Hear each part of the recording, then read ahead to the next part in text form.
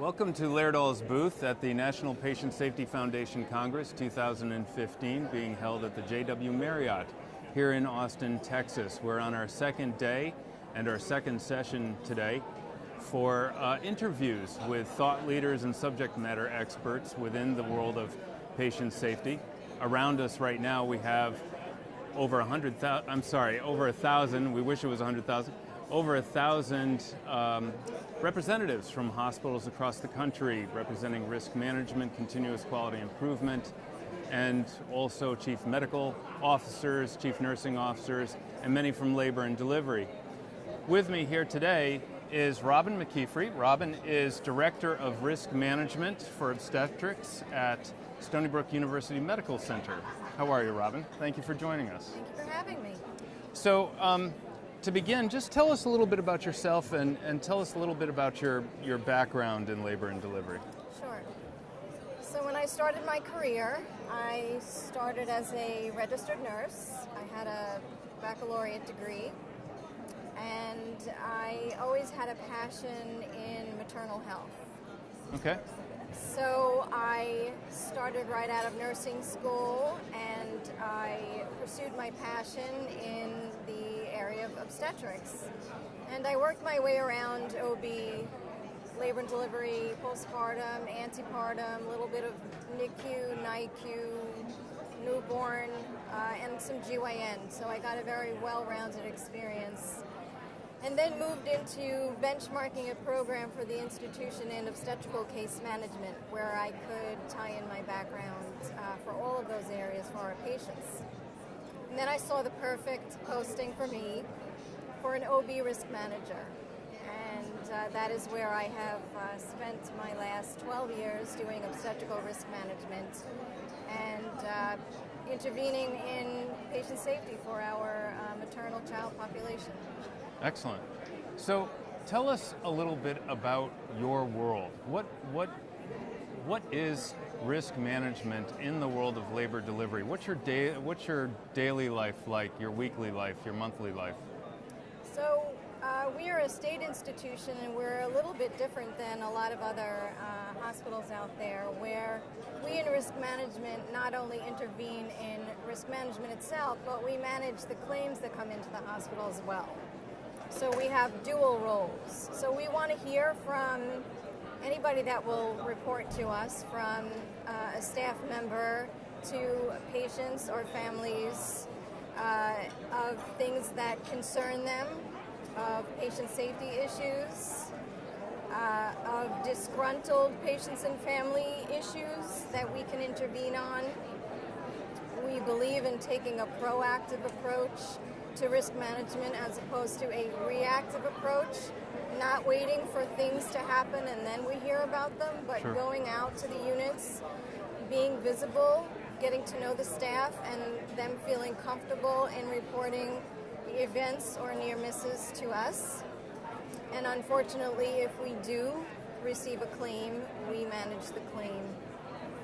We formulate reports, we do extensive chart reviews, we do very in-depth interviews of our staff to see where things might have gone wrong and how we can make things better for the population, for the institution, as well as our staff. Sure. In the world of risk management today, do you spend a lot of time focused on statistics, on data? And how do you collect all that data? So while we have a piece in data collection and interpretation, we do have various departments that we consider expert in that. But we do maintain our own claims database, so we can see the outliers for claims, the top 3 that come in categories for claims. So we do maintain our own internal data as well as relying on other departments to feed us data and information. Now, you had shared something interesting with me, and I'm wondering if this is part of a typical risk manager's life. You're responsible for coming up with the action plan in the event of anything that does need to be corrected or any risk that does need to be abated, you're responsible for coming up with an action plan. How daunting is that in the hospital environment where you've got multiple departments, team members from different groups that may have very different reporting structures? How difficult is it to put together an action plan to address certain areas of risk? Yeah, so we are the department that would facilitate what we call a deep dive or a root cause analysis after an event or a near miss.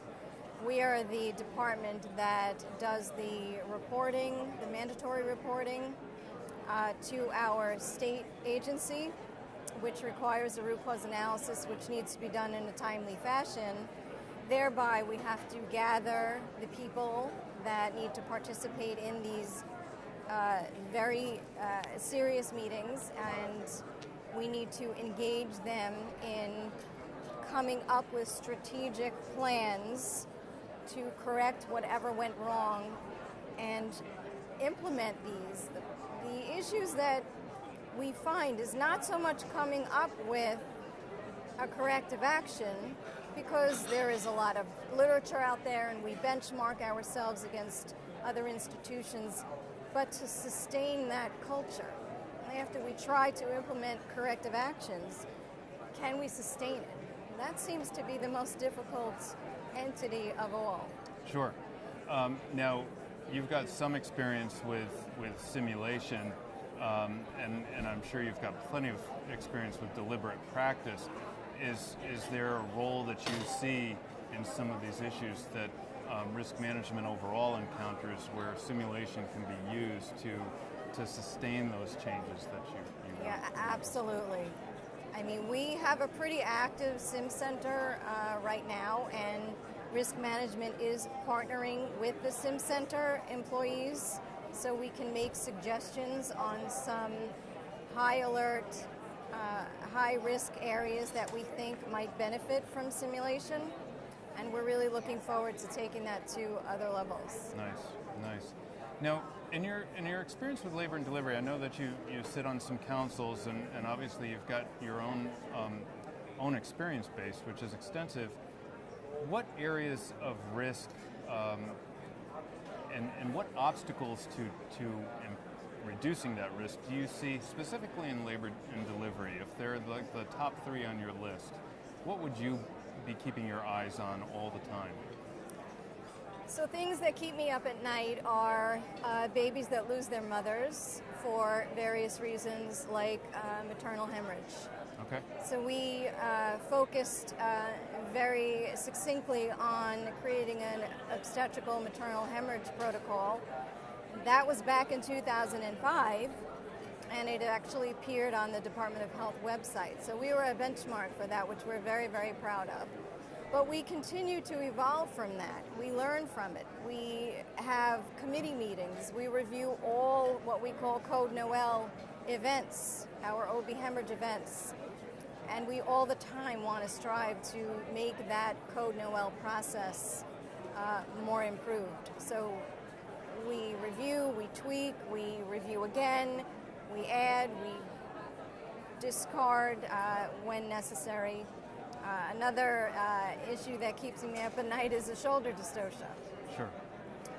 They're very, very scary events. Sometimes they can be anticipated, sometimes they cannot be anticipated.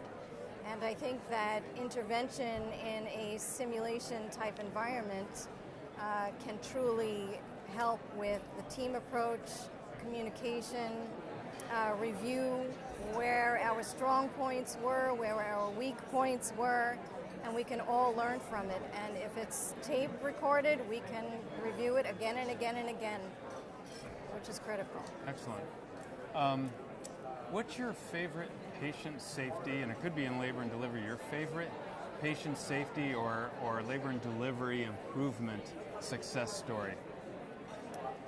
So again, I'm going to talk more about the maternal hemorrhage protocol. Sure. Because a number of years ago we had a maternal death. It was a young woman, and she delivered a baby, and she had a extensive obstetrical hemorrhage.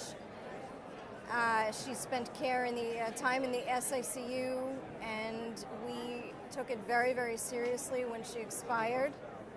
And that was what came out of our maternal hemorrhage protocol, this unfortunate and tragic maternal death that we took very seriously, we learned from, and we continue to this day to learn from.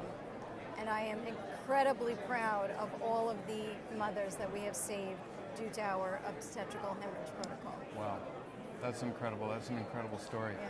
Yeah. Words of wisdom for anybody that wants to make improvement in reducing risk in labor and delivery. You've seen quite a journey, and now you're starting to get closer and closer to simulation as a part of abating risk. What words of wisdom would you share with other risk managers or even simulation departments on how to approach reducing risk in labor and delivery? I think not only in labor and delivery, but in all aspects of healthcare, teamwork and communication are just essential. I think if you don't have those elements, you're going to set yourself up to fail. People have to talk to each other, they have to communicate, and they have to learn how to communicate well. Otherwise, we can't make progress. Now, define well in your world, because that is great advice. So, using S-bars, using S-bar, certain team steps. Okay. Lean training. You have to teach people how to communicate.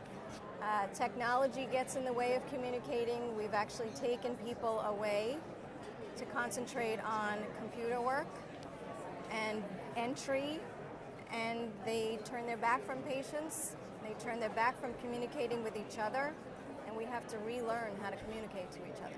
Interesting. That's great advice. So thank you, Robyn. We really appreciate having you here. Thank you. That was Robyn McKeefrey, Director of Risk Management for Obstetrics at Stony Brook University Medical Center on Long Island, New York. Yes, thank you very much. Thank you. Thanks, for having Robyn. me. We really appreciate having you here. Tune in, please, in a few moments for our next guest from the National Patient Safety Foundation Congress 2015 in Austin, Texas. Thank you.